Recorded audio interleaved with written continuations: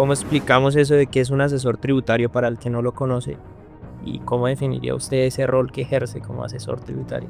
Tenemos la salud del siglo XX con la tecnología del siglo XX, es decir, la ciencia avanzada, en la ingeniería avanzada. Pero economía tenemos la economía del siglo XVIII con los instrumentos del siglo XVIII, el modelo liberal. Temas tributarios, nosotros tenemos leyes de 1983. Pues todavía tenemos un país muy centralista. Yo pago impuestos para verlos reflejados en algo.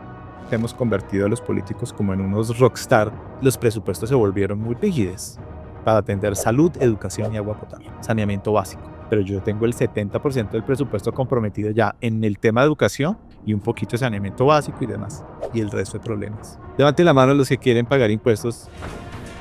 La gente suele pensar que la corrupción es un fenómeno público. La gente tiene una visión de que yo pago impuestos para que lo roben. Que uno no tiene que hacer de más, ni tiene que hacer de menos. Uno tiene que hacer lo que tiene que hacer. La inteligencia artificial parece que está formando y no educando. Hola a todos, bienvenidos. Una vez más estamos aquí.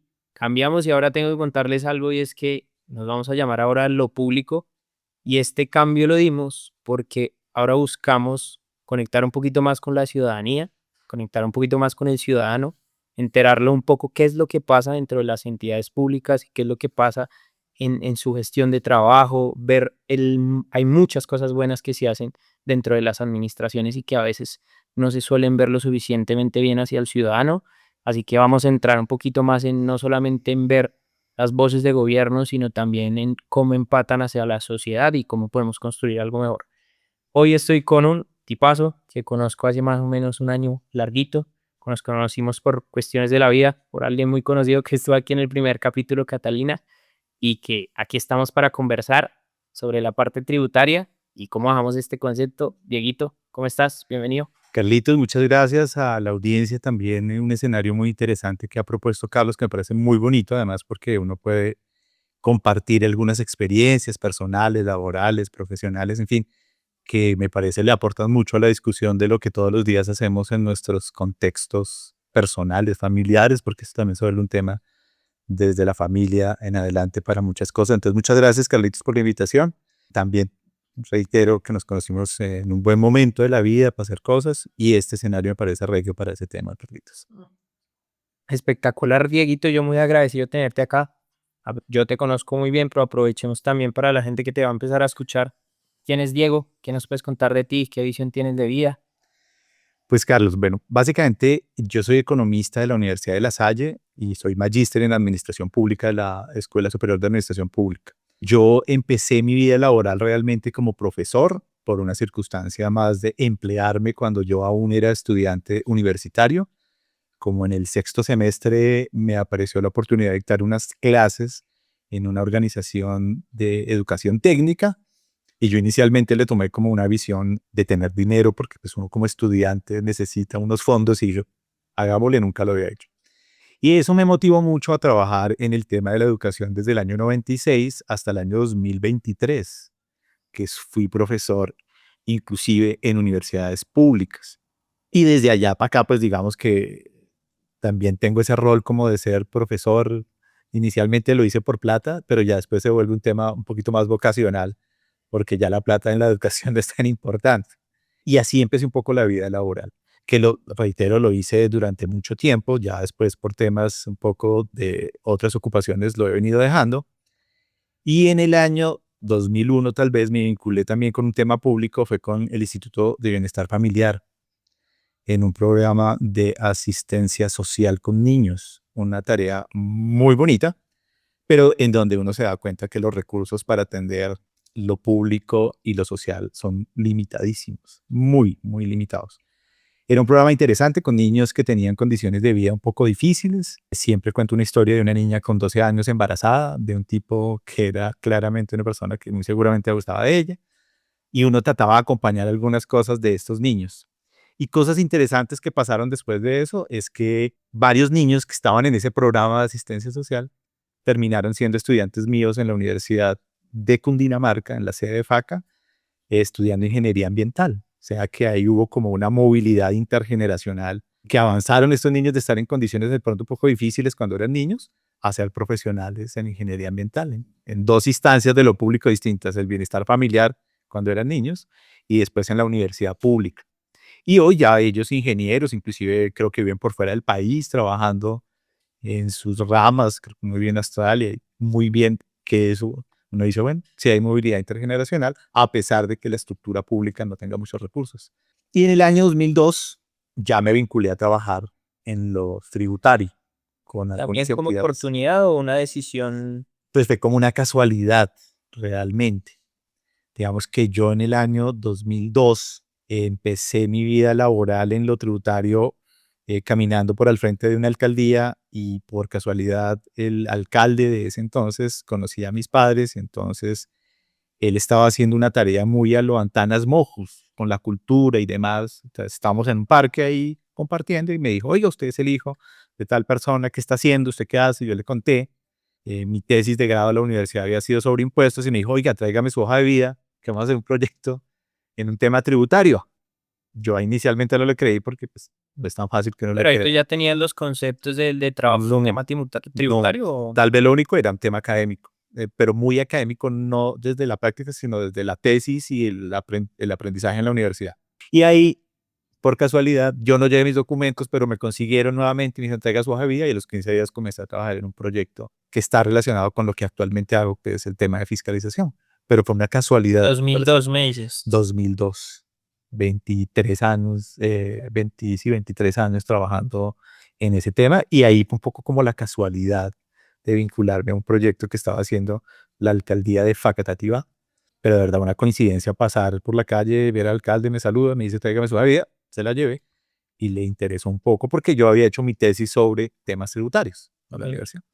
Y entonces ahí ya me vinculé y de allá para acá me convertí como en asesor de muchas entidades. He trabajado en varios municipios de la Sabana, obviamente con un proceso de aprendizaje permanente desde el 2002 y ahí di con la posibilidad de tener una persona que ha trabajado en la DIAN y que finalmente en su momento me dio la oportunidad como de aprender y tomar las riendas también de la cosa y también tener una formación interesante ahí a partir del conocimiento para aplicar lo que hoy día todavía hago. Siempre estuviste como muy vinculados a casos de servicio a alguien. ¿Tú tenías eso claro o fueron casualidades de la vida?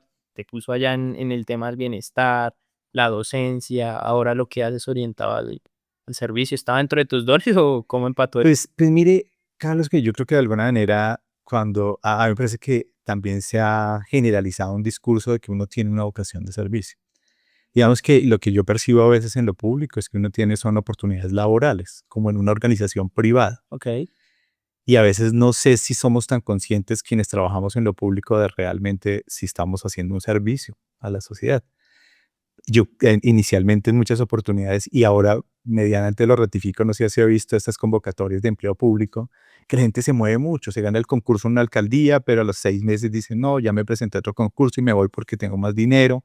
Te digo, la visión de los servicios del servidor público, ¿verdad? Que no es tan poderosa. Yo creo que es un discurso, obviamente estoy diciendo una cosa como que todos van a decir, "Ah", pero yo creo que a veces es un discurso para decir, no, yo sí pienso en el servicio público y tal.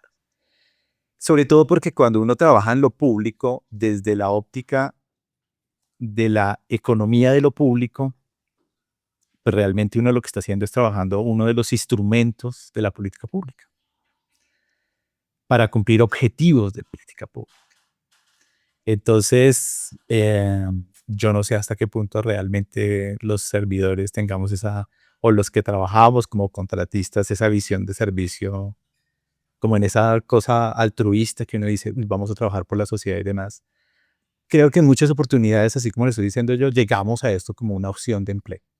Y ya después, dependiendo de las circunstancias, pues uno va dando una visión para fortalecer lo que uno hace desde lo público. Últimamente he percibido también que hay una visión de que trabajamos en esto porque somos servidores y queremos que la sociedad avance y tal. Y a veces es frustrante ver que no pasa. Es dificilísimo, ¿no? Muy seguramente más adelante lo podamos hablar. Digamos que esa visión de servicio es más fácil desde una visión mucho más vocacional, ¿no? Sí, Ese, por ejemplo, los sacerdotes que tienen para servicio a la sociedad, a la comunidad. Desde el discurso parece que hay mucho del discurso y desde la práctica no está. Hay un dicho que me parece interesante, es que uno en la teoría y en la práctica, en teoría, la teoría y la práctica son lo mismo, pero en la práctica no. porque una cosa es el discurso y otra cosa realmente lo que uno puede hacer y el alcance de lo que uno puede hacer. Inclusive a veces hay afectaciones que uno no mide cuando está trabajando en lo público. Entonces yo creo que llegué por casualidad y a veces no lo pienso tan en ese sentido. Yo no sé si eso sea bueno o sea malo, pero creo que es más un discurso. No, pero creo que, digamos que en el episodio pasado se orientaba mucho al tema de que estar en el servicio hacia la comunidad tenía como una esa pasión vocacional de servir y demás, pero creo que también das una perspectiva distinta de que no todos tienen que sentirse así. Y si simplemente, venga, está ejerciendo una labor, cútela y hágala de la mejor forma, que pienso que es lo que siempre has hecho durante todo tu desempeño, ¿no? En entender cuáles son tus funciones, qué es lo que hay que hacer y hacerlo de la mejor manera posible, según entiendo. Sí, sí, digamos que de alguna manera, es que digamos que obviamente no quiero generar controversia con quienes tienen una vocación de servicio, porque también hay mucha gente que tiene una vocación de servicio muy bonita.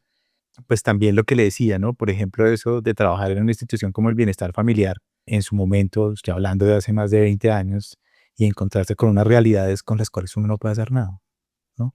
Que es transformar la sociedad. Es dificilísimo, es dificilísimo. Bueno, pero hiciste Eh, cambios, que me parece que fue la sí, que, en el largo plazo uno dice, oiga, pero este pelado que estaba ya en una situación difícil, ahora está viviendo en Australia trabajando como ingeniero. claro, en eso Ve, estamos de acuerdo. Lo que pasa es que a veces miramos muy a corto. Eso también lo hablábamos en el último episodio, es si usted ya cambió a uno, hizo ya algo. O sea, si en sí, su gestión logró cambiar a una sola persona, transformó a alguien, evolucionó a alguien, pues de que la vida avance, que simplemente esos cambios se van a generar. sí, digamos que en esa pregunta que usted me hace por tan particular, mucho tiempo después de trabajar como docente, me di cuenta que también esa era una tarea interesante desde la docencia. Lo que pasa es que es más difícil, porque es tratar de como tener dos visiones, o formar o educar gente, ¿no? Y a veces, más allá de lo que uno enseña teóricamente, también hay cosas que la gente aprende de lo que ve con el profesor o el docente o el maestro, que creo que ahí hay una cosa muy interesante desde ahí sí el servicio de lo público en la universidad pública donde trabajé mucho tiempo, y es encontrarse después estudiantes que ya son profesionales que dicen, oiga, yo aprendí una cosa tan chévere de usted, o esto que en la universidad, más allá de aprender es un código, un estatuto, unos lineamientos teóricos, hay cosas que van marcando en la educación. La educación me parece que tiene esa virtud de tener una visión mucho más, porque hay que transformar. Alguna vez también pensé en una cosa que es complicada, por un libro de Coetzee que se llama Desgracia, un escritor surafricano. Y decía que él era profesor en el personaje de la novela. Decía, yo soy profesor no porque quiera enseñar, sino porque todo el tiempo quiero aprender. Bueno, también dicen que esa es la mejor forma de aprendizaje, ¿no? Enseñe lo que sabe y va a aprender el doble. Y entonces, acá en lo público, desde la educación, desde el bienestar familiar donde trabajé o desde lo tributario, pues también es una cosa muy interesante tener esa visión de que todo el tiempo no es que uno solamente va a enseñar y que uno es el asesor y que va a dar, sino que todo el tiempo uno está en un proceso de aprendizaje, ¿no? Que es también un poco como uno, cómo captar de la sociedad muchos aspectos interesantes. Dieguito, ya entremos en materia. Vamos aquí a hablar un poco del rol que estamos ejerciendo ya desde hace muchos años, que es la parte de asesor tributario. ¿Cómo explicamos eso de qué es un asesor tributario para el que no lo conoce? ¿Y cómo definiría usted ese rol que ejerce como asesor tributario? Pues mire, Carlos, hay una cosa que es como esa visión de cómo lo ven a uno y uno cómo se ve frente a los demás, ¿no? Últimamente yo siempre pienso que a veces es más fácil ver a través de la ventana que verse frente al espejo. Entonces a veces es difícil uno tener una visión de uno mismo, ¿no? Cuando la gente me ve, mis amigos o contribuyentes, que uno les dice, uy, usted es el que nos ha puesto impuestos y ha hecho unas reformas, y me lo han dicho. Usted es el que hizo esa cosa de poner impuestos y poner medios magnéticos y llenarnos de obligaciones y demás. Pero hay mucha gente que cuando ve, le da esa visión de uno dice, oye, pero usted es el que ha estructurado o ha ayudado a estructurar ese instrumento de política pública para que los municipios tengan más recursos.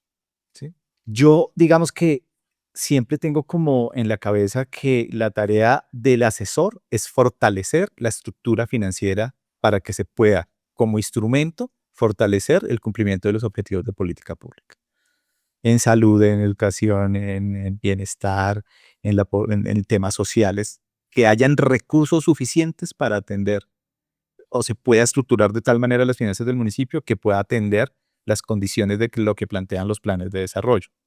Entonces, mi visión sobre lo que yo pienso de cómo me veo como asesor es qué debo lograr yo para que el municipio tenga recursos suficientes y se pueda sostener para que esos recursos suficientes puedan ayudar a cumplir esos objetivos de política pública que son dificilísimos, que cada día son más. Desde el año 2002 que trabajo en esto a la fecha, cada día aparecen más necesidades, más problemas, y cada día los recursos son más, y son insuficientes para tener esas problemáticas. Toca ir construyendo y construyendo. Entonces la decisión es, ¿cómo hacemos para garantizar que esto tenga los recursos suficientes para atender esas problemáticas? O sea, según lo que te entiendo es, llega un alcalde, estructura su plan de gobierno, dice, esto es lo que necesitamos mejorar, esto es lo que se necesita lograr.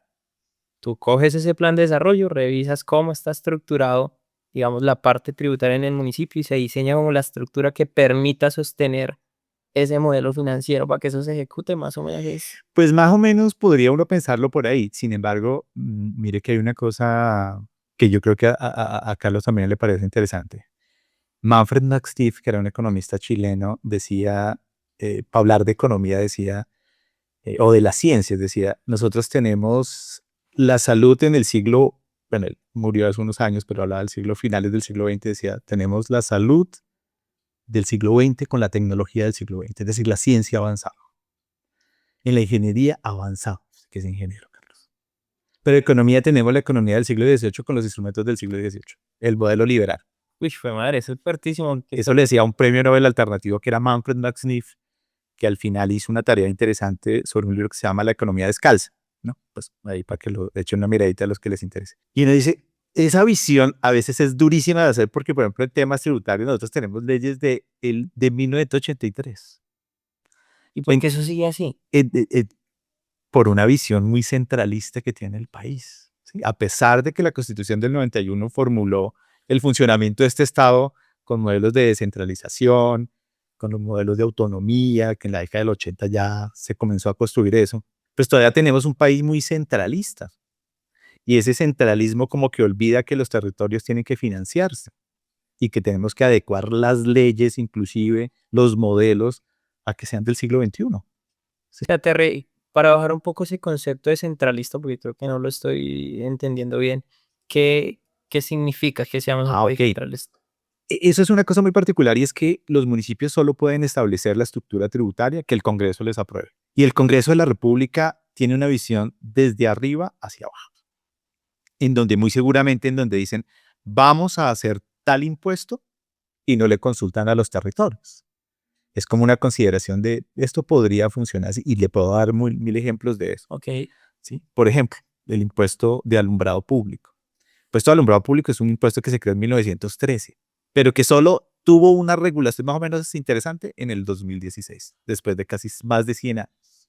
El régimen simple de tributación se crea a través de un mecanismo para centralizar el impuesto de industria y comercio con otras rentas desde el gobierno nacional, pero no le preguntan a los municipios cómo debería funcionar, sino le dicen, ahí le creé el régimen simple de tributación, adáptelo en su municipio y nosotros le decimos cómo le transferimos la plata, pero no le consultan a los municipios ese tipo de cosas.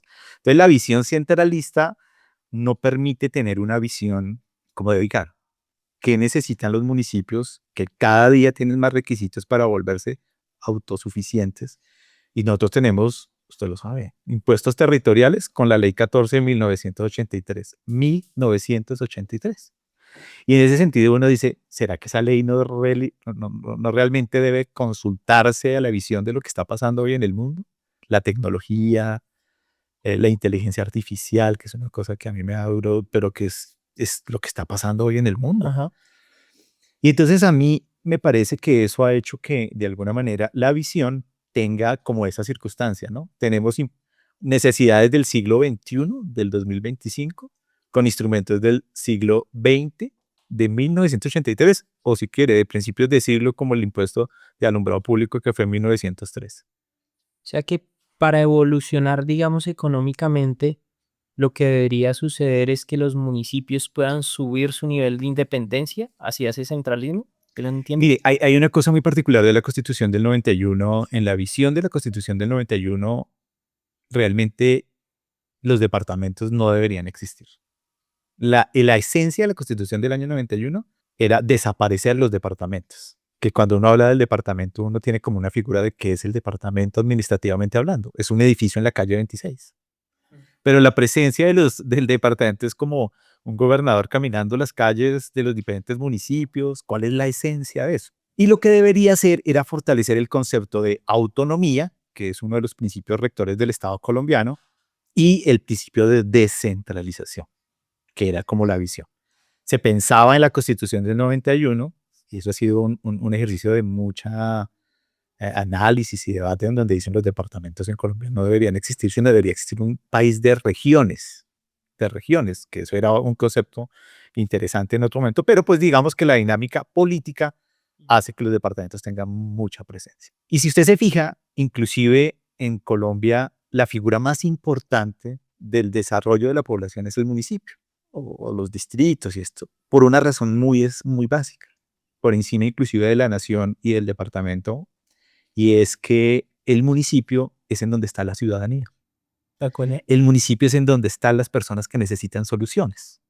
¿De acuerdo? El departamento como que es una cosa que uno dice, bueno, voy a pasear por el departamento de Boyacá y es... No, creo que uno como ciudadano no dice voy a ir a hablar con el gobernador para el tema, algo acá del municipio, sino uno va con el alcalde. O con el consejo. Puede ser así. Lo otro es una figura extraña, como que uno dice, bueno, la gobernación ayuda, pero ¿a qué? ¿No? Y ahí inclusive eso ha generado roces entre las funciones que cumple el departamento, que cumple el municipio, por ejemplo, el tema vial, ¿no? Hablando de muchas cosas que uno dice, esa carretera es del departamento. El municipio no le puede poner plata a esa carretera porque esa es una carretera departamental. Entonces está deteriorada, es una vía que comunica la zona rural con la salida, la variante del municipio, pero no puede meter un solo peso porque es una carretera departamental y si el departamento no le pone plata a eso, pues la carretera va a seguir dañada. Entonces hay una fricción ahí realmente de la acción real del Estado y la acción real del Estado se puede materializar muy interesantemente en el municipio. ¿Dónde están los ancianos? En el municipio. La acción propia del municipio es lo que pueden hacer el tema. Ahí lo que se ha venido haciendo es cómo conjugar esa visión departamental, nacional y municipal con la cofinanciación desde la nación y los departamentos a proyectos del municipio. Okay. Que esa es como la integración que se debería dar. Pero me parece que sí estamos con una estructura normativa del siglo, pues utilizando un poco lo que decía Manfred Max-Neff, del siglo XX con problemas del siglo XXI y la tecnología, la ingeniería del siglo XXI. Es que hoy hablamos de inteligencia artificial. Otro ejemplo muy sencillo. Hoy hay publicidad visual exterior, electrónica, vallas eléctricas y electrónicas y todo este tipo de cosas. Y no hay normatividad de cómo cobrar un impuesto de una valla de esas. Pero eso es porque desde arriba, desde el Congreso, se queda eso quieto. Sí, no hay nadie, No hay cómo bajarlo hacia los municipios. no hay nadie que diga, oiga, pongámosle cuidado a cómo financiarse los municipios. Tal vez porque no tienen esa visión de la acción real del Estado y cómo financiar a los entes territoriales que son, o cómo se debería financiar realmente a los entes territoriales. Hoy estaba escuchando una cosa sobre cómo se creó el catastro multipropósito en los últimos años. También desde el centro, el IGAC, la Agencia Nacional de Tierras. Y mire el lío que ha tenido hoy la aplicación de la actualización catastral en Colombia. Claro, porque se montaron las necesidades generales, pero no se piensan en las necesidades que está teniendo el municipio. Y las afectaciones que va a tener un municipio con todos esos temas, ¿no? Y estoy hablando de una cantidad de cosas que de alguna manera, como en la visión global de eso que yo percibo que hace falta. Que afecta. Y que afecta y que podría en última instancia, si uno tuviera una visión mucho más acertada de cómo consultarle a los entes territoriales, cómo estructurar sus tributos, podría darle mayor alcance. Sobre todo porque nosotros, ¿qué fortalecemos? ¿Cuáles son las rentas principales del municipio? ICA, predial, sobretasa de gasolina, ahora una renta que es interesante, que no es principal, pero que es interesante, que es el alumbrado público, en algunos casos el de huello, pero son los mismos impuestos de toda la vida. Ahora, ¿qué se hace? Se fiscaliza más, se cobra más, pero es el mismo impuesto desde hace muchos años. Entonces, digamos que alrededor de eso se vuelve más difícil pensar en cómo financiar los planes, que era lo que me preguntaba Carlos, proyectos y programas del Estado. Si no tengo muchos instrumentos de hacienda pública, cada día son menos. Y súmele a eso que el Estado Nacional también está con la DIAN cobrándole a todo el mundo su IVA, su renta, entonces Lo que estamos haciendo es fortaleciendo un poco los mecanismos de fiscalización y cobro, pero no necesariamente crear más instrumentos que permitan financiar esas políticas públicas. Hay un reto que me parece interesante, sobre todo en la parte tributaria, su merced me corrige si estoy equivocado, pero uno como ciudadano percibe más el impuesto como algo que me quitan a algo que yo contribuyo hacia el municipio. No tiene esa percepción y por eso como que hacia vista de allá está como los patitos feos, ¿no? Entonces la DIAN me quita la plata, el municipio me está quitando la plata, entonces ¿qué queda para mí?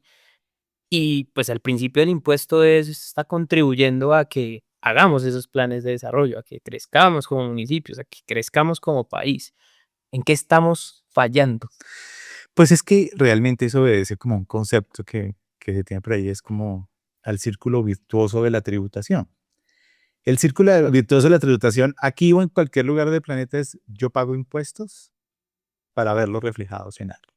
Ujú. Y con razones y sin razones. A veces creo que también sin razones las personas hemos venido justificando que no hay un círculo virtuoso de la tributación. Es decir, que yo pago impuestos, pero no se ven reflejados en bienestar hacia afuera, digamos, en calles pavimentadas, en las luminarias, en la seguridad, en todo lo que implica la política pública. Entonces, como que pareciera que no fuera un círculo virtuoso, sino un círculo vicioso, en donde los recursos no están bien asignados. Sin embargo, si uno ve eso, y bueno, muy seguramente, si en este podcast la población es muy joven como usted, Carlos, pues si uno hace una visión de lo que pasaba en la década de los 80 con lo que pasa ahora, pues uno podría tener una visión de que realmente el país ha avanzado, ¿sí?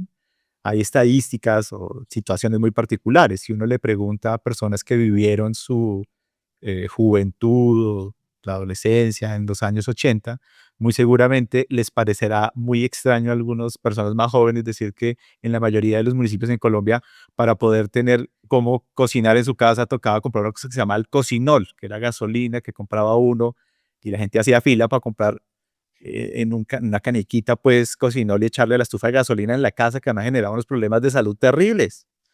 Hoy usted le dice a un muchacho eso y dice, yo abro la llave del gas y ya es gas en mi casa. O sea, hay movilidad intergeneracional. El acceso a electrodomésticos en los 80, ¿no? Tener televisor era una cosa no tan fácil. Las comunicaciones, el teléfono, por ejemplo. La tecnología no era accesible. Hoy por hoy nosotros hemos avanzado porque ha habido movilidad intergeneracional, el acceso a educación superior, el nivel de educación ha aumentado muchísimo a través inclusive de la tecnología. Entonces, digamos que también ahí hay una circunstancia de cómo uno como ciudadano percibe o se mete también en un discurso de decir es que no, no funciona el Estado porque no invierten y uno ve que sí ha funcionado. Es decir, nos hemos movido intergeneracionalmente a tener unas condiciones. Por ejemplo, si uno le preguntara a los abuelos de uno en la década de los 80 cuántos habían viajado en avión, muy seguramente los abuelos de uno, los que Sí, tenemos ya. cierta edad, no viajaron en avión nunca. Ir a comer en restaurantes a la carta. Hoy es una cosa normal, digamos, en ciertos niveles poblacionales en general, digamos. En los 70 y los 80 no era tan habitual en la población en general. La esperanza de vida ha aumentado, lo que llaman en estadística el envejecimiento de la muerte, el acceso a la salud, pues, hemos avanzado. Pero también, digamos que también hay una visión muy difícil y es que el país pareciera que no hubiera avanzado. Me parece que sí ha avanzado, pero hay otros escenarios.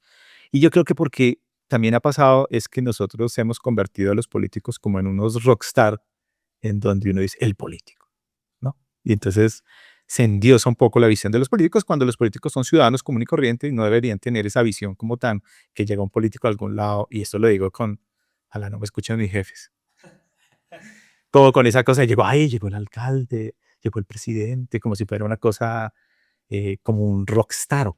No, sí, sí, sí, esa es la figura Y que es una figura extraña y entonces también hay como el ego se infla y entonces el político se vuelve una persona, como un salvador, exacto, como... una visión así mesiánica. Y pasa, los presidentes de los últimos años en esos países tienen esa visión, ¿no? No voy a hablar de dos de grandes, pero Totalmente. muy seguramente pasa sobre eso. Ahora, hay que construir cultura tributaria. Y esa cultura tributaria se construye siempre y cuando la ciudadanía perciba mucha más presencia del Estado. Y esa presencia del Estado es en el mejoramiento y la calidad de vida, en las vías, en la seguridad, en la salud, aquí y en cualquier lugar del mundo. ¿Sí? Porque nosotros somos un país del tercer mundo, sino, o bueno, de ingreso medio para no sentirnos tan mal. Ujú. Y en esa visión de ser un país del tercer mundo, pues hay muchísimas necesidades, cada día son más grandes y más grandes, y lo que decía, menos recursos. Entonces la población también siente que es difícil, Pero menos recursos, ¿por qué se está presentando menos recursos? porque hay más necesidades, más problemáticas. Es decir, cuando hablo de menos recursos es que se recauda más plata, pero financiar las necesidades de la población cada día es más costoso. O sea, las necesidades están creciendo más rápido que lo que están creciendo los Sí. recursos. Digamos que frente a eso es como la visión malthusiana que la población crece geométricamente y la población y las necesidades crecen geométricamente, ¿no? Y los recursos para satisfacer las necesidades de esa población crecen aritméticamente, es decir, mientras la población crece 1, 2, 4, 8, 16, 32, los recursos crecen 1, 2, 3, 4. Pero Entonces, siempre ha sido un comportamiento así en general ha sido así por el crecimiento de la población y las necesidades de la población, lo que los gobiernos aspiran cumplir, que es una cosa también importante, mayor acceso a salud, y eso vale mucha plata. O sea, que digamos el pilar principal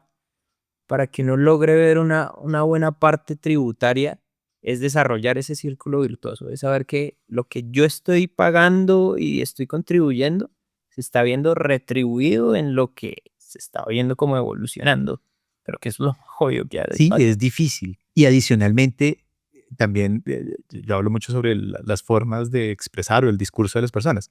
Cuando uno dice, la gente dice, pero yo estoy pagando impuestos. Y uno dice, bueno, ¿qué tanto impuesto está pagando esta persona? Y a veces no está pagando tantos impuestos. Pero también se volvió un discurso desde la ciudadanía para decir que paga impuestos y que requiere todo. ¿Sí? Y uno dice, venga, pero debería pagar un poquito más de impuestos para que realmente se vean retribuidos socialmente. Pero es con la actualización catastral. En la mayoría de los municipios por allá cuando se comenzó a mover este tema del catastro multipropósito, que fue creo que en el gobierno de Santos en el 2011, la actualización catastral era el 5% de los municipios de Colombia. Ujú. Y hasta ahora viene avanzando y debe estar como en un 60, bueno, una cosa así. Pero históricamente la población había pagado valores del impuesto predial muy bajitos. Sin embargo, él justificaba para que yo dijera, yo estoy pagando impuestos y altísimos. Y había poblaciones en donde una persona con una extensión muy grande de su predio pagaba, voy a decir una cifra chistosa, 10.000 pesos de un impuesto por un predio en hectáreas. Y uno dice, ¿será que sí estamos pagando lo que es? Eso por un lado desde la visión del ciudadano y también desde el Estado, ¿no? Que le asigne realmente los valores que va recaudando a suplir las necesidades. Y lo otro difícil, Carlitos, frente a eso es que, de alguna manera, los presupuestos se volvieron muy rígidos para atender salud, educación y agua potable, saneamiento básico. Entonces usted hace un plan de desarrollo y dice, pero yo tengo el 70% del presupuesto comprometido ya en el tema de educación, en el tema de salud, a veces solo funcionamiento y algunas cosas de inversión, y un poquito de saneamiento básico y demás, y el resto de problemas. Y es porque está tan alto ese costo. Porque así se construyó un poco la estructura presupuestal para que atendiera esas necesidades, educación y salud, ¿cierto? Pero pues fíjese usted lo que pasa en los municipios. ¿Qué pide la gente todos los días? Obras, Ahora, carreteras. pavimento, cemento. Pavimentar en Colombia es carísimo. Alguna vez escuché una cosa que siempre repito, ahora no sé si sea tan cierto, que pavimentar 1 kilómetro de vía bien pavimentado podría costar hasta $1.000.000. 1 kilómetro. ¿Qué alcalde destina $1 a 4.000 pesos? 4.000 millones de pesos para pavimentar 1 kilómetro. Entonces usted se fija en los municipios y dice, el hueco al frente de mi casa. Entonces el alcalde, ¿qué hace? Con un fresado, alguna cosa, reparcheo. Y usted mira todos los municipios de Colombia en general, reparchados todos. Porque invertir en un pavimento es muchísimo dinero. Y si usted le invierte 4.000 millones a un pavimento, ¿lo demás qué? Las necesidades, el adulto mayor, las personas en condición de discapacidad, los programas sociales que requieren una presencia fuerte de los recursos del Estado. Entonces, como que el Estado, en la Constitución del 91, por allá también hubo un lío que se llamaba el situado fiscal, pero en los 90 que eso lo cambiaron, era atender esas necesidades de salud y educación. Y hoy, pues son esenciales porque son el pilar de la sociedad, pero también demanda muchos recursos, lo que vale el funcionamiento de un colegio. Toca pagar servicios públicos del colegio, los profesores, la infraestructura, el mantenimiento, los insumos, eso vale mucha plata. Ve, sin saberlo, no tenía claro ese concepto y claro, eso también lo limita porque tengo 30% para satisfacer a todo el mundo. Claro. Y fíjese que una cosa muy difícil es que dicen, la gente que le dice a uno cuando está, "Ay, pues si yo pago, ¿cuánto se recauda acá y van y bajan en el chip, en la Contraloría las cifras? Este municipio recaudó 200.000 millones de pesos en industria y comercio, ¿y dónde está la plata? Y usted va y mire la atención en los colegios hoy tienen tecnología, los colegios tienen una infraestructura interesante, producto de eso, ¿no? Con limitaciones también, pero pues se ha podido atender una población interesante frente al tema. Entonces, fíjese cómo hay unas rigideces del presupuesto que a veces no dejan que los proyectos de los planes de desarrollo puedan ejecutarse interesantemente. Y usted es un funcionario público, secretario de Desarrollo Social, Ajá. buscando cofinanciación para atender a las personas en condición de discapacidad. Entonces, gobierno nacional, donde hay plata, gobierno departamental, donde hay plata, ministerio, venga, ayúdenos porque tenemos unas personas en condición de discapacidad. ¿Cómo vinculamos inclusive al sector privado? Que uno dice, venga, le concedemos un beneficio tributario y ayúdenme a emplear a personas en condición de discapacidad, ¿no? Ahí hay conceptos del instrumento público que uno dice, creemos beneficios tributarios y ayúdenos a cumplir la política pública, que eso también lo han hecho municipios, ¿no? Porque no es fácil articular esa visión. Y en general la población no sabe esto, ¿no? La población cree que el Estado tiene muchos recursos, va que tenga mucha plata realmente, Lo que pero pasa no tiene es la... una problemática muy grande y es que yo siento que el ciudadano está acá, hay una barrera gigante sobre el universo de cosas que hay detrás de la gestión pública que uno ni se entera. Y aquí detrás pasan un montón de cosas. Lo que pasa es que aquí hay un bache donde no siento que esta comunicación, o sea, no como ciudadano no percibe con suficiente claridad qué es lo que pasa, sino pues uno tira los tomates y pare de contar. O yo creo que hay una cosa que ha tratado, a veces creo que se sobreexpone mucho la visión del gobernante, pero los gobernantes hoy a través de redes sociales, del Twitter, del Instagram, del TikTok, el alcalde se acerca a la población y dice, mire, ustedes quieren pavimentar esto, yo les voy a ayudar, vamos a hacer esto y tal, pero no tengo plata. Yo no sé si usted ha visto, casi todos los municipios, los alcaldes están haciendo ese ejercicio, ayudémonos porque pues, no hay dinero, pero tenemos que entre todos solucionar. Eso ha aproximado un poco la visión de lo público a reconocer que se quieren hacer cosas, pero no hay recursos suficientes.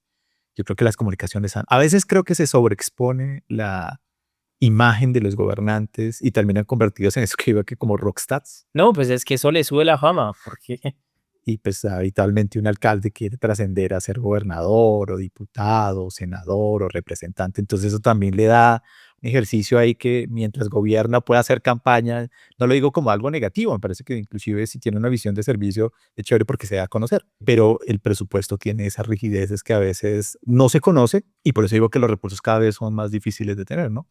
Si usted tiene una población muy grande, si nosotros hablamos de municipios que hace 20 años tenían 50.000 ciudadanos, voy a hablar de municipios grandes de la sabana como Chía, como Facatativá, como Mosquera, como Zipaquirá.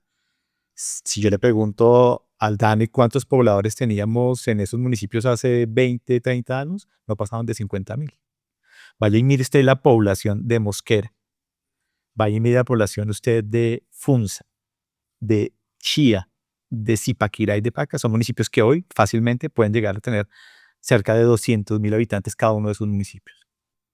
Y eso hace que entonces se tenga que pensar que el presupuesto tiene que alcanzar ya no para 50.000, sino para 200.000, con unas problemáticas, viviendas, salud, educación, saneamiento básico, agua potable, vías, seguridad.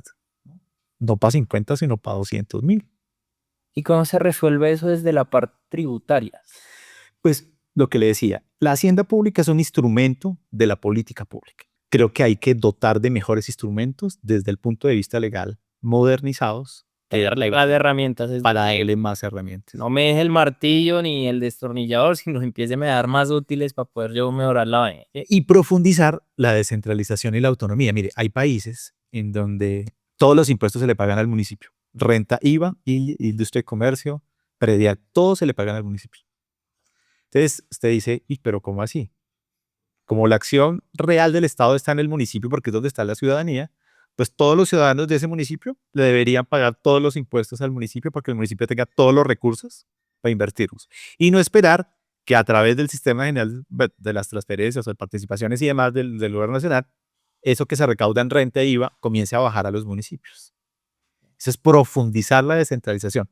¿Qué va a pasar en Colombia? No va a pasar en Colombia. No va a pasar. Pero sería muy interesante. Eso, pues yo creo que estamos lejos de que se pueda Eso es descentralizar. ¿de poderes o por...? Claro, tenemos un país nuevamente le digo, muy centralizado. Eso implicaría casi que usted dejara la estructura central del Estado, digamos, el gobierno nacional, el Congreso, y le muy pequeñito, Ya, entiendo. y que se fortaleciera la estructura administrativa de los municipios. El poder político de este país no va a dejar que eso pase. Y va a ser muy difícil. Es nada, es muy difícil. Esa era realmente la visión de la Constitución del año 91, que se pudiera tener esa visión. Hay como tres conceptos: desconcentración, delegación, descentralización. Y realmente la descentralización debería llevar a eso. Y lo que ha pasado es que, si usted se fija, en vez de fortalecer la descentralización, hemos fortalecido la La centralización. centralización. Inclusive en temas tributarios, régimen simple de tributación, se centralizó en la DIAN y dice, ¿para qué meten industria y comercio ahí? Impuesto a espectáculos públicos, 2011 se centralizó. El tema de regalías, en el 2011 se centralizó. Y uno dice, pero fortalezcan a los municipios. En el 2011, Juan Carlos Echeverría era el ministro de Hacienda y decía, eso es mejor que los recaudos del gobierno nacional, se llega aquí al ministerio y el ministerio tiene mejores ojos para comenzar a distribuir a los municipios que requieran las regalías. A mi juicio no ha funcionado bien, no ha funcionado bien.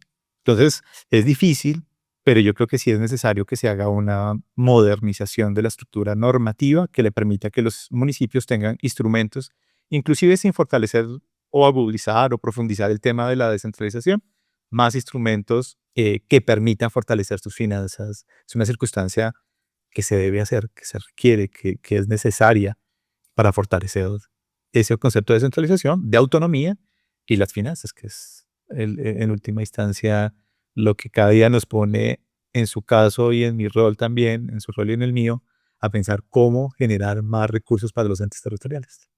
No, que la tarea no es tan fácil, pero pues que hay que empezarla, digamos, a bosquear en los municipios cómo avanzan. Pero a hoy digamos que esa herramienta no la cuenta. Entonces, a hoy, ¿qué podrían hacer los municipios con el martillo, con el destornillador que tienen, a empezar a mejorar eso y empezar a mejorar y evolucionar como municipios? Pues mire, ahí lo que hemos, o bueno, desde mi experiencia, lo que yo he tratado de hacer es que los municipios tengan como más instrumentos, instrumentos de control, ¿no? Cuando uno habla de los instrumentos de la política pública, hay unos que ayudan a controlar, ¿no? Entonces uno dice, ¿cómo nos pegamos a las normas que existen para que la gente que no paga el impuesto lo pague? Para el que está pagando muy poquito y de verdad debería contribuirle en virtud de lo que dice las normas de que todo mundo debe contribuir en función de sus ingresos, le aporte al municipio. Entonces, por ejemplo, la actualización catastral me parece un hit. Aplicarla es complicadísimo, pero es un hit porque es un instrumento que permite contar con más recursos. Lo que ha pasado es que ha sido muy complejo aplicarlo, ¿no? Pues Y generó un contamos ruido. con, sí, además, nuevamente, cuando dicen, bueno, vamos a hacer actualización catastral y cobrar el impuesto predial, tenemos una ley de 1990. ¿Sí? Entonces uno dice, nos toca por la ley de 1990 cobrar el impuesto predial en actualización catastral. ¿Por qué no tenemos una ley del 2025 con una actualización catastral para cobrar el impuesto en virtud de lo que uno sabe que podría funcionar?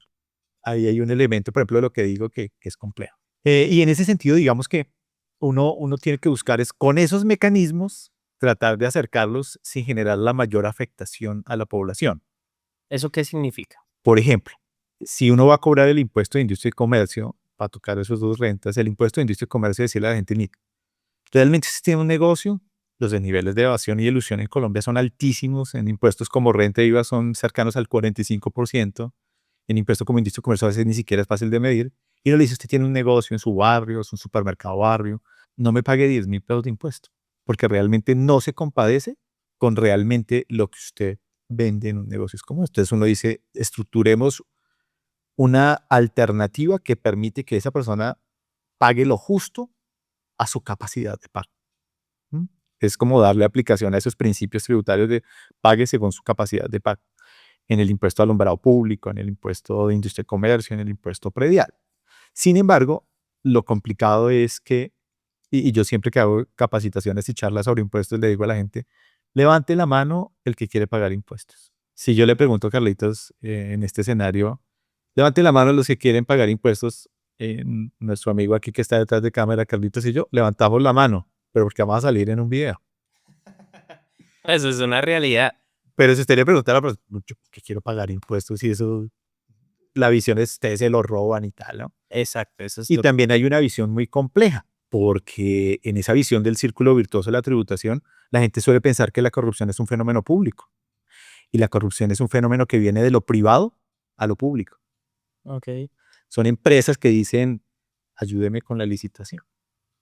Y a veces el fenómeno no es solamente público, es un fenómeno que viene de lo privado a lo público.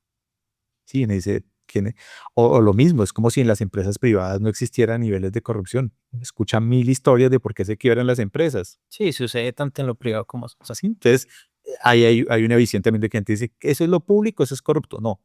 Y ayudar a que haya mayor cultura, más instrumentos, podría mejorar. Con lo que tenemos, lo que usted dice, tenemos esas herramientas. Con esas herramientas hemos logrado cosas. Hay un elemento fundamental hoy y es el que usted hace, la tecnología.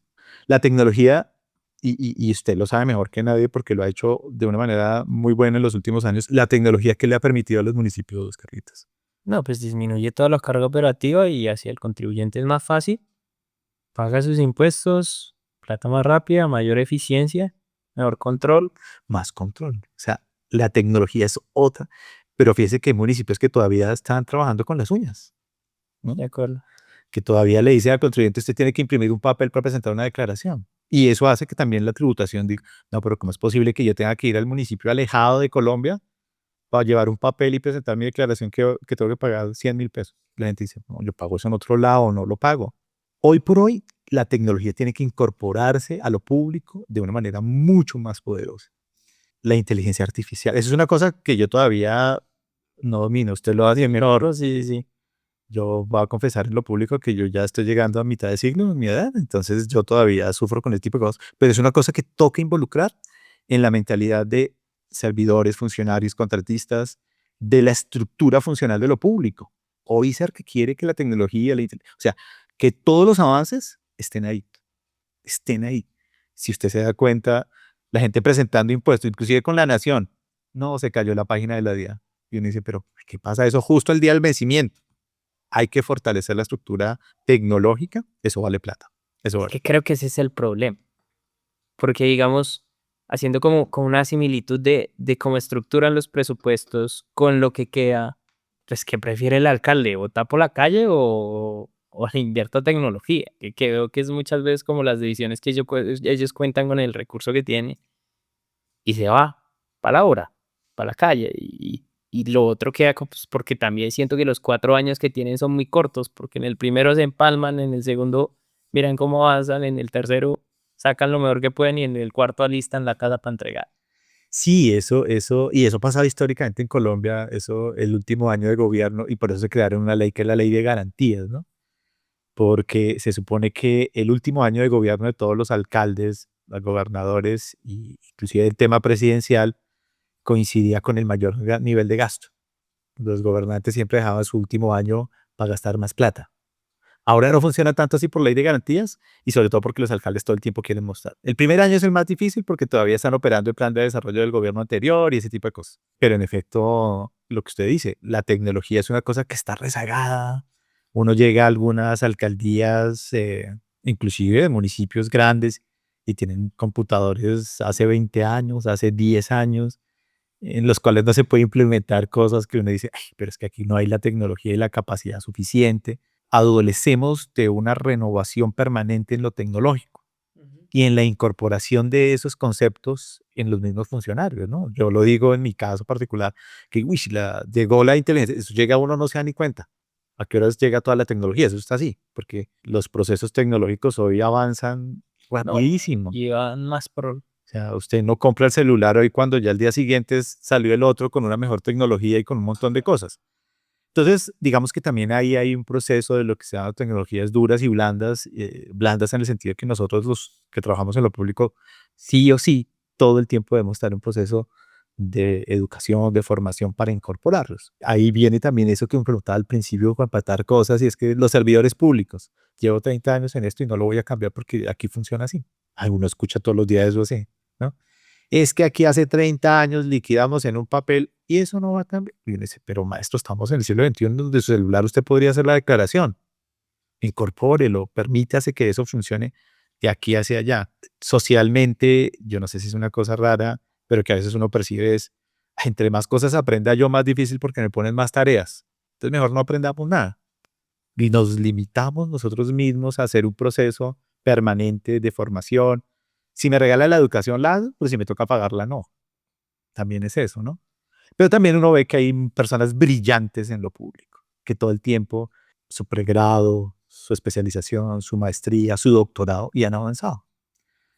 Y ahí hay una cosa que también me parece interesante, es cómo el Estado puede brindarle a los servidores y funcionarios condiciones para avanzar, porque pues uno también trabaja porque quiere tener mejores condiciones en su calidad de vida, aumentar sus ingresos y demás. Lo público, a veces con un concepto que es la meritocracia, cuando se hacen estos concursos, tiene una cosa, es que eso de meritocracia está revaluado ya hoy en el mundo, ¿no? Porque realmente, ¿qué es la meritocracia en muchos escenarios?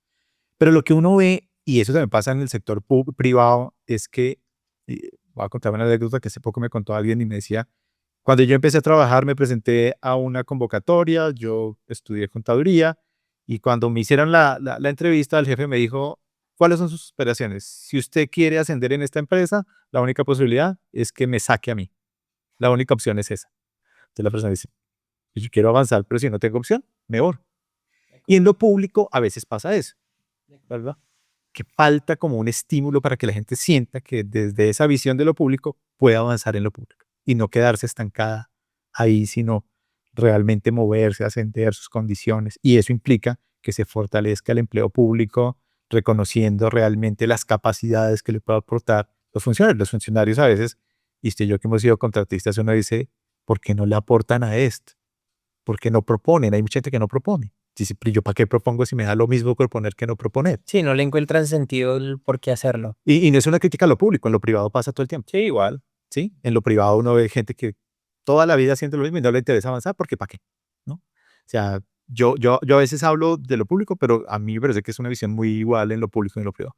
Sí, si lo habláramos a qué habilidades crees tú, Diego, que le está haciendo falta al funcionario público para ser mejor funcionario público, ¿qué crees que hoy en los equipos de Hacienda está faltando? A mí me parece que hace falta un componente más técnico y más tecnológico. Técnico desde el conocimiento que puedo adquirir para aplicar mis conocimientos y tecnológico de que yo como funcionario diga, bueno, hay nuevos programas, tengo que incorporarlos a mi quehacer. ¿Sí? Es decir, apropiarnos de la tecnología, apropiarnos de los nuevos conceptos. Y fíjese que hay una cosa muy particular, es que la gente dice, no, ya a estas alturas de mi vida aprendiendo eso. ¿Usted ha visto a los adultos mayores navegando en Facebook? Ah, sí. Estoy hablando de los adultos mayores, hablo de mí. No, pero fíjese, por ejemplo, ese tipo de instrumentos de las redes sociales. Las personas no tienen que hacer un curso de... Para poder hacerlo, sí, de acuerdo. Y lo incorporan porque se vuelve una cosa atractiva. No, y hay algo que yo me di cuenta que nosotros como proveedores tecnológicos estábamos fallando y es que estábamos mirando es al proceso, más no al ciudadano. ¿Me hago entender? Entonces, todo está muy estipulados en procesos. Para hacer un trámite, paso uno y en este formulario, paso dos, tal, tal, tal. Entonces, uno que era lo que hacía en software, listo, pues venga, le automatiza el formulario, lo recibe acá, usted lo aprueba, ta, ta, ta, ta, ta. Pero no está muy centrado en ver, oiga, ¿esto quién lo va a hacer? Ah, no, es que aquí van a llegar personas de 80 años, van a venir aquí ciudadanos, ta, ta, ta, ta, ta, ta. Y así fue como se diseñó para hacerlo de forma presencial y en papel. Pero espera un segundito porque ¿para qué pasamos esto de cómo está funcionando en papel para que funcione de forma digital? Entonces siento que hay un momento de tecnología que ya está pidiendo y es romper un poco el proceso, pensar un poco más en el usuario que está haciendo. Y si ese usuario simplemente tiene que ir a dejar su cédula y ya todo el trámite lo puede hacer la tecnología. Fantástico. ¿Qué es lo que siento que hoy en día está faltando como nosotros como proveedores, dejarnos de aferrar tanto al proceso y centrarnos en cómo vamos a hacer para que la tecnología lo haga cada vez más fácil, sencillo e intuitivo para la persona que viene a hacer esas cosas? Usted le apunta una cosa muy interesante y es que por lo general los seres humanos tenemos una visión muy sobre yo. Yo soy el importante, yo soy el más inteligente, yo soy el que sufro, yo soy el... Y a veces no pensamos en el otro. En ese sentido no pensamos. Pero mire que las redes sociales sí piensan en el otro. ¿Qué quiere ver? ¿Qué quiere hacer? Yo me quedo aterrado porque yo veo personas de verdad cercanas a los 60, 70 años comprando por internet.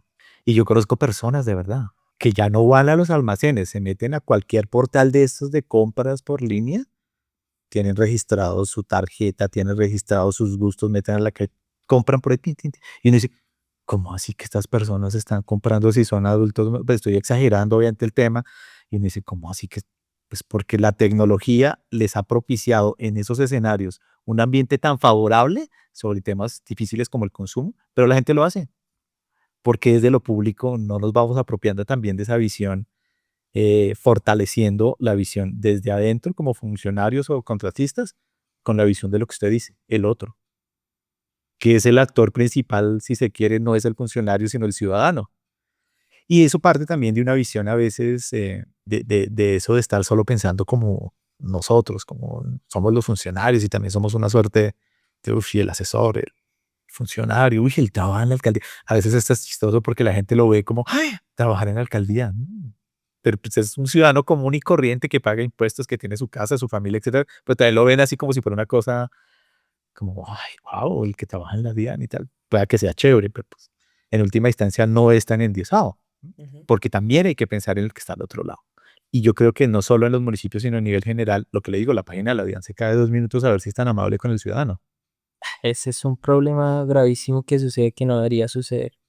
Pero entonces hay, Dieguito, usted toca un tema muy importante y es, por ejemplo, el comercio electrónico. ¿M? La parte tecnología y todo lo privado van a un ritmo que yo siento que está pasando lo que su merced dice, que en las políticas públicas nos quedamos. Y el comercio electrónico arrancó hace, pongo yo, como unos 10 años. Y a hoy yo siento que ni siquiera se están poniendo los primeros pilares para empezar a regular todo ese flujo económico que está sucediendo a través de comercio electrónico. ¿El problema sigue siendo esa centralización o por qué nos demoramos tanto? Porque aquí, o sea, me imagino que este es como un mundo de flujo económico que se está moviendo, que hasta que llegue aquí el ente a decir, vamos a controlarlo, es que sucede. ¿Por qué nos demoramos tanto en eso? Pues yo sigo pensando que sí tiene que ver mucho con esta visión centralista de tomar decisiones desde el centro. Colombia siempre ha tenido como esa visión centralista, ¿no? Cuando usted habla de las ciudades importantes del mundo, digamos, desde el punto de vista comercial, ¿dónde están esas ciudades? En Europa, pues. No, no, no, no solo en Europa, sino digo, están cerca al mar. Ah, ok, entiendo. La ciudad más importante de Colombia, ¿en dónde está? Pues siguiendo ese principio. No, siguiendo ese principio, la ciudad más importante de Colombia desde su fundación está en el centro del país, Bogotá. lejos del mar, Bogotá, en medio de un poco de montañas, que es la ciudad más importante y nos da un montón de cosas, por supuesto. Y entonces uno dice, ¿y eso por qué? Porque cuando se pensó el país, dijo, se centraliza todo acá en Bogotá y comienza a pensarse en el resto del país. Y la visión de Bogotá, que tiene muchas problemáticas, no se compadece con lo que pasa en el resto del país. Entonces yo creo que a veces se tiene, cuando uno a veces se escucha a quienes han diseñado la política pública en este país, son grandilocuentes en decir nosotros diseñamos con la Constitución del 91 y toda esa legislación, y el resto, y el resto, Ajá. ¿dónde estamos? Y yo creo que hace falta tener una visión. Nuestras ciudades más importantes deberían ser hoy en el mundo comercialmente, Cartagena, Buenaventura, ¿sí? Y si usted va y mira Buenaventura, tiene un puerto importante, pero una población con unas condiciones de vida dificilísimas, con mucho potencial. ¿Sí? Usted ve allá el arte, la cultura, la música, el deporte, gente muy poderosa. Pero cuando usted se acerca a esas visiones de ciudad, pues la ciudad, la visión de ciudad es la de Bogotá. De acuerdo. En eso estamos súper de acuerdo. Seguimos siendo centralistas y como ahí se concentra el poder económico, Ujú. inclusive si uno revisa cifras, uno diría, la ciudad más que vende más textiles en Colombia, ¿cuál es? Uno diría, Medellín, que históricamente tiene una visión y su zona metropolitana. No, es Bogotá. Claro, aquí tenemos más de 10 millones de habitantes. Claro, todo está muy, pues sigue el mismo principio, estamos siguiendo en la misma forma centralizada. El puerto más importante de Colombia es un puerto seco, el aeropuerto El Dorado. Y la posibilidad del mar, dos mares, ¿para qué? Que es lo que siempre sacamos pecho. Debería ser más fuerte el tema de esa visión descentralizada. El potencial productivo de las regiones en Colombia es grandísimo, por ejemplo, en temas agropecuarios, aunque tenemos una competencia que es el resto del mundo que produce más barato que nosotros, que tenemos unas condiciones que podrían favorecer si se tuviera una visión mucho más pensada en eso que la Constitución, reitero, decía en el 91. Y obviamente modificar eso va a depender también de la visión que se tenga sobre quién nos gobierna, ¿no? No solo hablo de un presidente, sino también de los congresos, el Congreso de la República, ¿no? El Senado, Yo diré peleate. que tenga una visión sobre esa circunstancia. No solo que las regiones aportan votos, porque esa es un poco la definición de la política, es qué tantos votos me aportan las regiones, sino desde realmente cómo puedo apropiarme de las necesidades de la población para fortalecer las condiciones de esa población, ¿no? Colombia es un país que realmente en esa visión de población está subpoblado, no sobrepoblado. De pronto tenemos regiones sobrepobladas. El centro de Colombia está sobrepoblado. Dinamarca, Bogotá y todo lo que implica la sabana de Bogotá. Pero usted mire el sur de Colombia, está subpoblado. Ok. ¿Mm?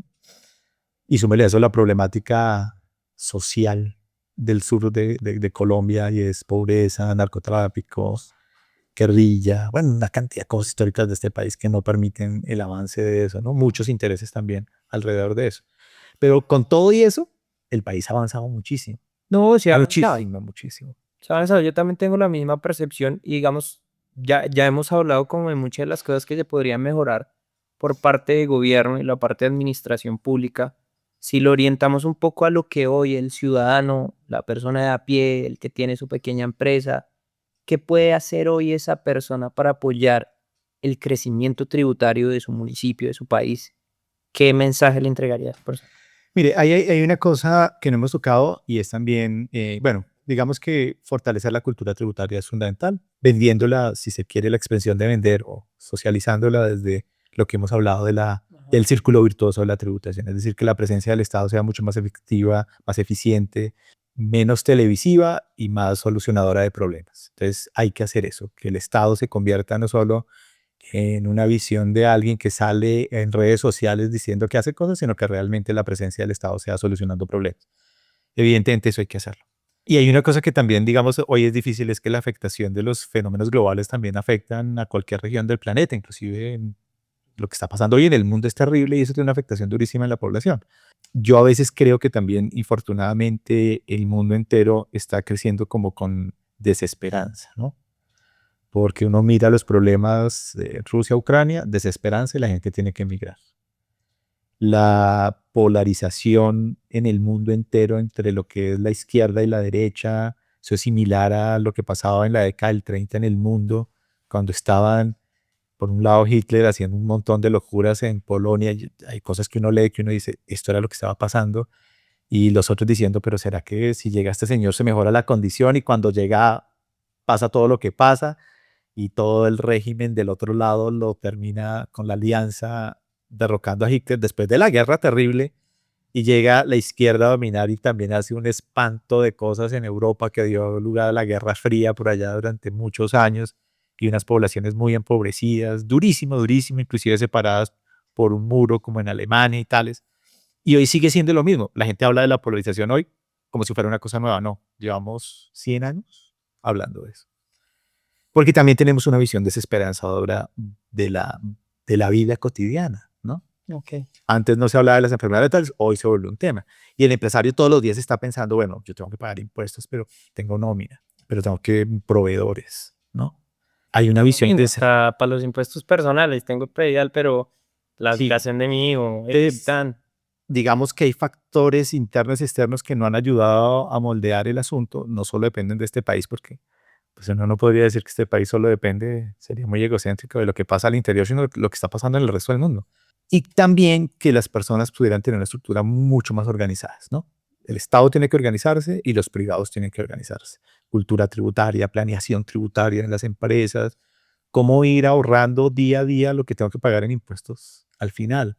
Cómo el Estado podría decir, oiga, mejoremos el flujo de caja de las empresas y no le cobremos un impuesto millonario después de un año, sino que nos lo vaya pagando mensualmente, porque si usted tiene, va a decir cualquier cosa, tiene que pagar 1.200 al final del año, porque no nos va pagando de a 100 mensuales. En el flujo de caja las empresas se pueden organizar mejor, es decir, Es que ese organicemos.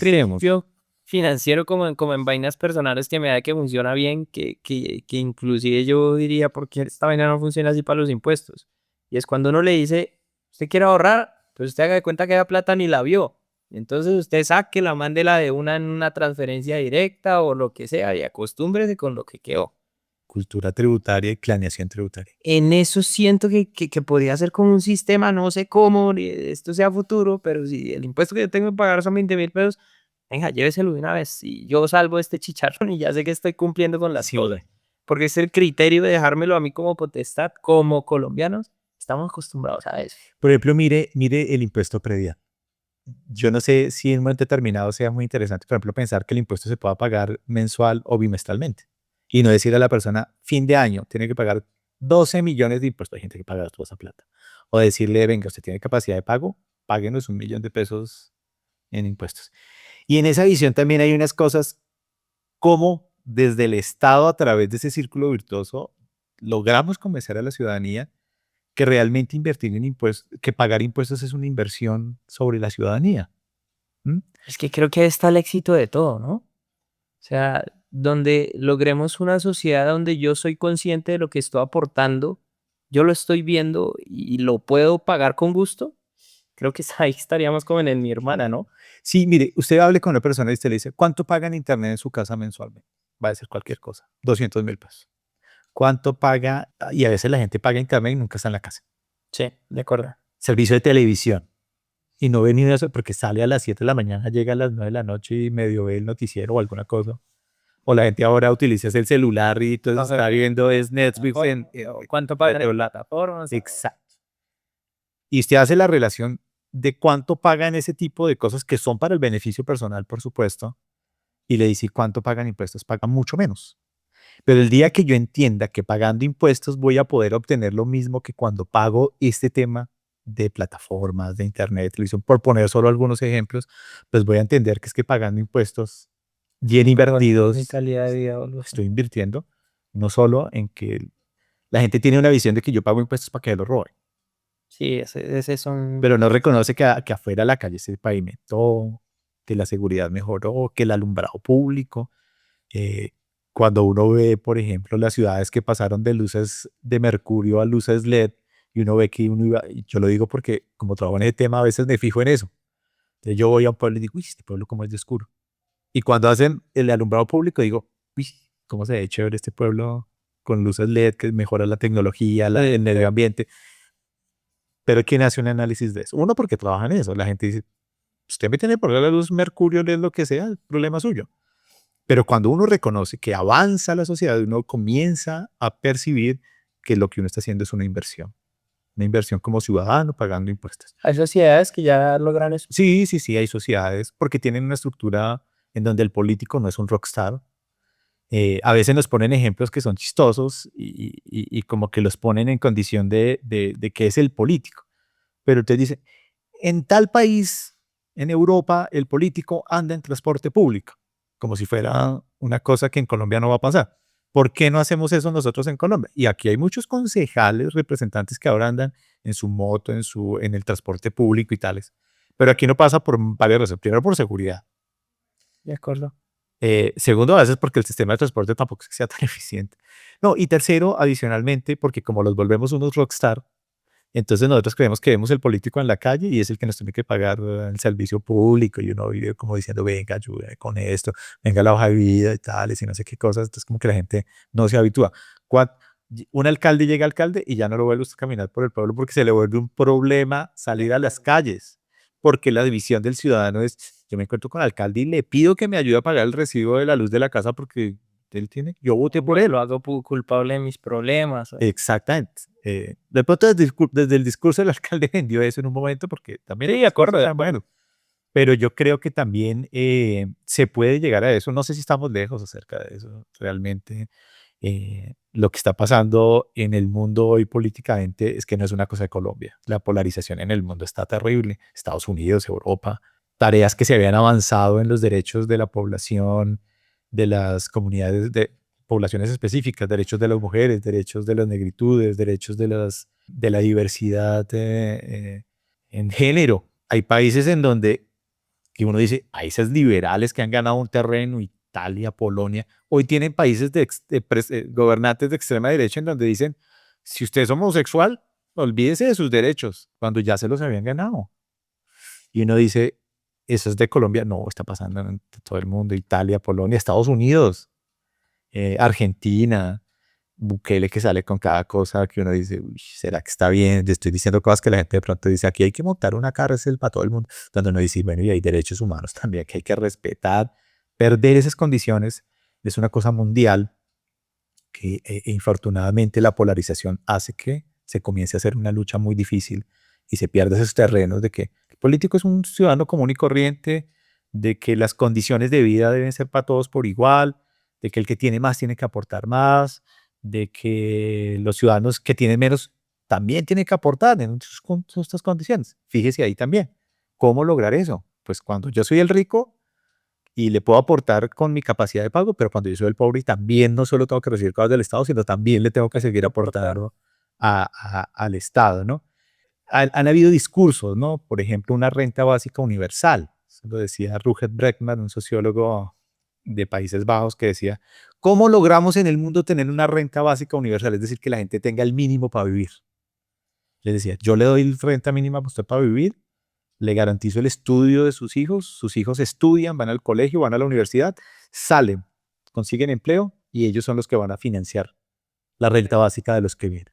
Un círculo virtuoso de cosas que podrían nutrir. Aquí es dificilísimo. Dígale usted a ciertos gobernantes que hay que hacer una renta básica universal con esa visión. Eso es un discurso aquí en Holanda, en Suiza, en Estados Unidos, en Argentina, donde usted lo quiera, que se volvió dificilísimo. Un mundo sin fronteras, para pensar que lograremos estar en mundos y fronteras hoy, Carlitos. Pida visa para ir allá, saque pasaporte para ir allá. Si usted es de cierta nacionalidad, no lo reciben y lo ven feo allá. Si usted, nosotros los colombianos somos mal vistos en el resto del mundo, le ponen lío para ir. O sea, el mundo entero está en unas circunstancias muy densas que hace que cada día sea un poco más difícil avanzar. Hemos avanzado, pero uno a veces siente que el mundo también se está restringiendo mucho en ciertas condiciones. A mí me gusta pensar, todo lo que he dicho es un poco pesimista, pero a mí me gusta pensar en un mundo optimista. Dieguito, ya entrando en esa parte y ya que estás hablando como esa parte optimista y aspiracional, ¿qué sueñas tú o qué ves tú que deberíamos cambiar en los próximos años en la parte tributaria y que evolucionamos? Pues a mí me parece que hay un principio fundamental, no solo en lo tributario, sino fundamental para todo. Y digamos que trato de aplicarlo. Por lo general, uno siempre piensa en qué tiene que hacer. Y hay gente que dice, yo siempre hago de más. Y hay otros dicen, no, yo mejor hago de menos. Yo siempre tengo una filosofía frente a eso y es que uno no tiene que hacer de más ni tiene que hacer de menos. De menos, uno tiene que hacer lo que tiene que hacer. Y ese tipo de cosas que suena muy chistoso lo que estoy diciendo es cómo lograr hacer lo que tengo que hacer, pagar impuestos. En la educación generalmente se ha pensado en una cosa muy particular y es, o en la vida se ha pensado mucho en esquemas de formación, que es un tema muy castrense, ¿no? Usted debe formarse así, y es muy rígido el tema. Yo creo que esa visión de formación hay que cambiarla por una visión de educación. Cuando usted ve una persona, un habitante de calle, uno dice, "Ay, las personas, ¿qué le aportan a la sociedad?" Y lo que uno a veces no ve es qué le aporta la sociedad a esa persona. ¿Por qué esa persona está allá, no? Ginás decía una cosa fundamental y creo que, pues para resumir un poco, ¿qué necesita Ginás, Rodolfo Ginás, el neurocirujano colombiano más importante o históricamente uno de los más importantes de este país? Una señora le dijo, alguna vez en una entrevista le dijo, pues, doctor Ginás, ¿qué garantiza que mi hijo sea un genio? Y Ginás le dijo dos cosas, dele amor y póngalo en un buen colegio. Si usted logra eso, usted logra que su hijo tenga éxito. No tiene que hacer nada más, dele amor, afecto.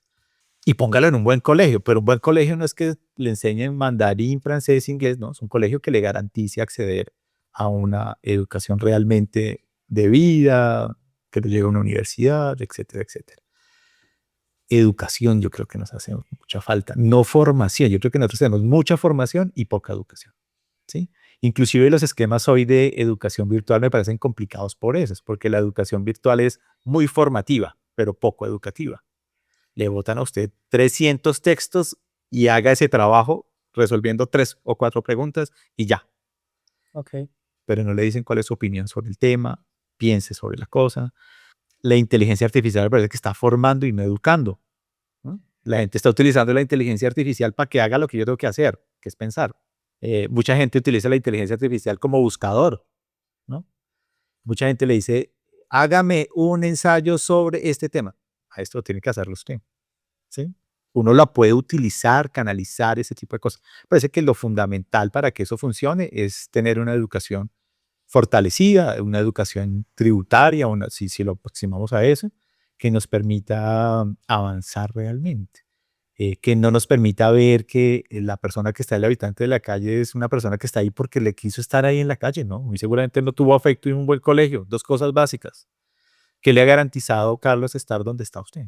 El amor de su familia, estoy ya siendo muy romántico con la cosa, No, pero no, pero se lo garantizo que es el amor de su familia y un buen colegio. ¿Es el mejor colegio del mundo? No sé. Pero seguramente su colegio le dio unas bases en formación y educación que hoy le permiten estar donde usted está. Dos cosas fundamentales. Y que eso le permita a uno con el tiempo no hacer ni de más ni de menos, sino hacer lo que tiene que hacer, ¿no? Que es cumplir, pagar sus impuestos, ver sus impuestos. Cuando digo hacer lo que tiene que hacer es tanto quien gobierna como quien es gobernado. creo que eso siempre está claro, uno sabe qué es lo que tiene que hacer. Pero dice que yo a veces creo que no. Usted no ha visto a las personas que siempre le dicen, es que yo me acosté a la 1 de la mañana haciendo ese trabajo. ¿Y para qué se apuesta a esa hora? Si usted tiene una jornada laboral, maestro, hágala en la jornada laboral. No, es que yo tengo que mostrarle a mi jefe y le envía el correo a la 1 de la mañana, que me acosté a la 1 de la mañana haciendo un informe. Y el resto, maestro, organiza el tiempo realmente. Lo digo sin ser peyorativo con quienes tienen mucho trabajo, porque a veces toca trabajar hasta la 1 de la mañana. Pero es que yo siento que le doy el 1000% a mi empresa. Y, y como que dicen, estoy haciendo de más. Y hay gente que no le dice, venga, y esto, a mí no me toca hacer eso. ¿Yo para qué hago eso? ¿No? Está haciendo de menos. Y porque no hace lo que tiene que hacer. No es ni de más ni de menos. Haga lo que tiene que hacer y eso le funciona. Y eso le garantiza. ¿Qué es lo que tiene que hacer? En lo público pasa una cosa muy particular y es que uno tiene funciones. O si uno es contratista, uno tiene obligaciones. Entonces uno le dice a la gente, a veces hay compañeros que dicen, no, pero yo hago, ¿para qué hago eso? Y tú le dices, venga, déjeme ver su manual de funciones. Ay, pues pucha, yo tenía que hacerlo. ¿Por qué no lo hacen? No, porque eso es más trabajo que pereza. Y en lo privado pasa lo mismo. Y en la vida cotidiana pasa lo mismo. Uno, todos los días, no estoy diciendo, estoy hablando como muy sobrado, pero no, a mí me pasa, yo por, uy, no, yo qué voy a hacer eso. Es una conducta, no digo que la población colombiana, sino en general del ser humano, ¿no? Pero eso suena como una pedogrullada que uno tiene que hacer lo que tiene que hacer. Pero ¿cómo piensas que se puede romper esa conducta? ¿Cómo podemos romper ese A mí me comportamiento? parece que lo que digo, a mí me parece que el fundamento de eso es la educación. Con educación y amor avanzamos. Sí, eso suena muy idílico, pero son dos cosas tan básicas, son tan básicas que está en su casa, ¿De acuerdo? pero a veces no funciona eso. Y la sociedad se ha vuelto un poco eh, disfuncional en ese sentido. ¿Por qué? Porque hoy la estructura de los hogares, ¿cuál es? Una persona que vive con un perro. Y el amor de su vida es su perro, Sí, de acuerdo. que no está mal, no digo que esté mal, ¿no? Pero ahí falta también engranar otro poco de cosas, ¿no? Eso nos está llevando también a una sociedad en donde volvemos. El amor, estoy idealizando cosas, pero digamos que en ese sentido lo que digo yo es que el amor nos permite construir una serie de valores que nos permiten articularnos y armonizarnos en sociedad, inclusive con un tema como pagar impuestos. En los discursos uno suele decir, la gente dice, mi municipio que amo, no, no va a utilizar nombres, mi fufa del alma, mi municipio, lo adoro, lo quiero, no sé qué. De verdad, y usted va y bota el papel en la calle, ¿qué va a querer usted su municipio? No paga impuestos. Es un poco esa visión del tema. Y yo creo que eso garantiza un poco, inclusive con tantas problemáticas que tiene hoy el mundo, si usted no tenga amor y un buen hogar, no le garantiza que todo va a funcionar bien. Hay que esforzarse por hacer lo que te que hacer. Pero muy seguramente ese es un elemento que usted le va a decir, oiga, tiene que avanzar, ¿no? Porque usted dice, mi papá ha construido en mí un montón de cosas, ese montón de cosas que ha construido mi papá y mi mamá, mi familia, yo las tengo que revertir en mi contexto, su esposa, sus hijos, y ellos cuando crezcan así, yo tengo que revertir eso en sus nietos. Y así pasa con el Estado. Si yo tengo una visión de que el Estado es el que me puede ayudar a solucionar cosas, pues yo le voy a dar cariñitos al Estado y esos cariñitos que no se vean con esa visión, sino cómo lograrlo, ¿no? En el mundo entero es dificilísimo pensar que uno ama al Estado, ¿no? Aunque todo el mundo sale diciendo, los políticos salen diciendo, yo amo a mi país y tal. Todos tenemos que darle un poquito de cariñito con acciones sencillas. No bote el papel en la calle. Cosas que uno a veces hace terribles, no contaminar tanto los carros, nosotros los que usamos carros que contaminamos tanto. Bueno, todas esas visiones que uno pueda tener sobre el tema. A mí me parece que el fundamento es un poquito de educación, mejorar la educación, no la formación. Formación es otra cosa, muy castrense, ¿no? Así, se peina así, camina así, etcétera, que es un poco lo militar. No, y mira que en la educación pasa muy similar a lo que pasa en los impuestos. La misma estructura y la forma que estamos educando en la parte pública es como, me pregunté a mi papá y es lo mismo, misma estructura, mismos horarios, misma forma de educar.